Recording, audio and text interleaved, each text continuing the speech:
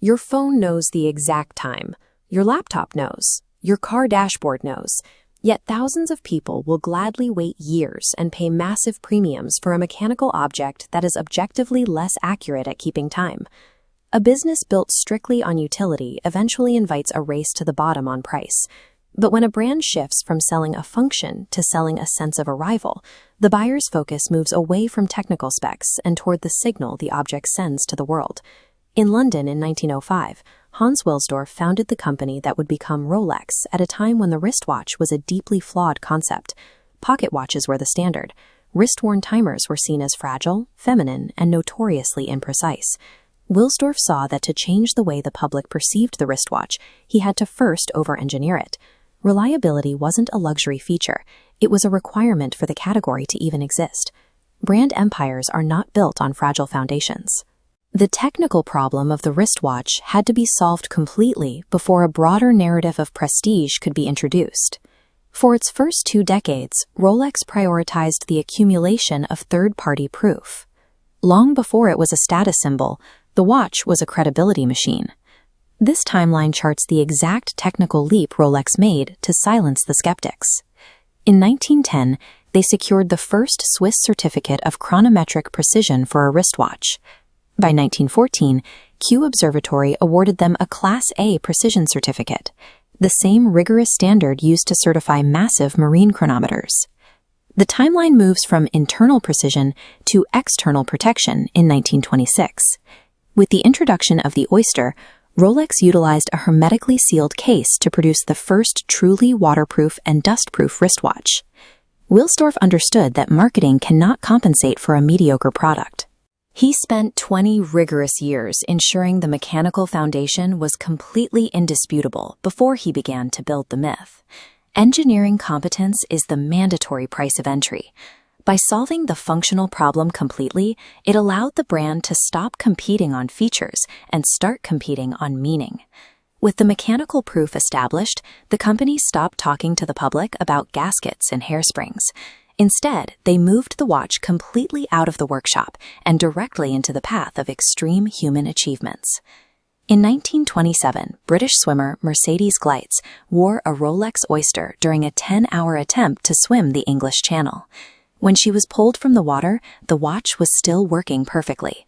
Rolex announced the feat with a front-page ad in the Daily Mail, marking the moment they turned real-world performance into public theater. By the 1950s, Rolex had moved past generic timekeeping. They began developing specialized tools designed to be worn by specific, high-achieving archetypes. When the 1953 expedition, led by John Hunt, set out for the summit of Mount Everest, they were equipped with Oyster Perpetuals. Rolex launched the Explorer model that same year to celebrate the ascent, tying the product forever to high-altitude achievement. 2 years later, they moved into the cockpit of the transcontinental jet age. The GMT Master was developed for Pan Am pilots crossing multiple time zones, positioning the watch as a requirement for the new era of global travel. The 1956 day date was offered only in gold or platinum. Rolex explicitly connected the model to the seats of political influence, ensuring it would be seen as the default choice for global leaders. By demonstrating that the watch could consistently survive on the world's highest peaks and in the deepest oceans, Rolex allowed the everyday buyer to carry that same sense of exceptionalism into their own lives. If the tool was good enough for a summit, it was more than capable of handling a board meeting. This transformation from engineering data into a shared narrative is what allows a mechanical object to retain its value and relevance long after the technology inside is technically obsolete. Today, Rolex operates as a closed-loop system. They control the retail environment, manage a global service network, and have even launched a certified pre-owned program to maintain the second life of the object. This structural pyramid illustrates the sequence of that brand architecture. The first 3 rules are foundational. Solve the utility problem first, turn your product testing into public theater, and market the user's identity rather than the product's features. Rules 4, 5, and 6 build on that base. Borrow credibility from extreme environments. Use proprietary names for your innovations to make them sound singular, and build products for specific, recognizable archetypes. The peak of the framework completes the loop. Control the presentation environment, protect the secondary market value, maintain disciplined scarcity, and finally, curate a narrative of exceptionalism that justifies the premium. Examine the work you are doing today. Are you competing on basic function, or are you engineering the proof of your own exceptionalism?